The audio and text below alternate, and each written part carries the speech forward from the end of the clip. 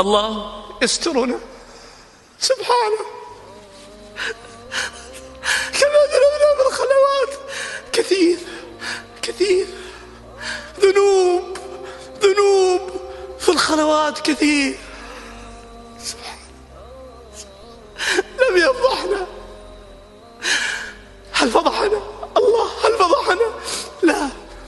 قال ابن القيم: الله يسترنا ثم ينادينا ثم يغفر لنا ثم يحبنا ثم يبدل ذنوبنا إلى حسنات.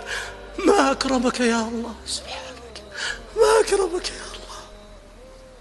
كريم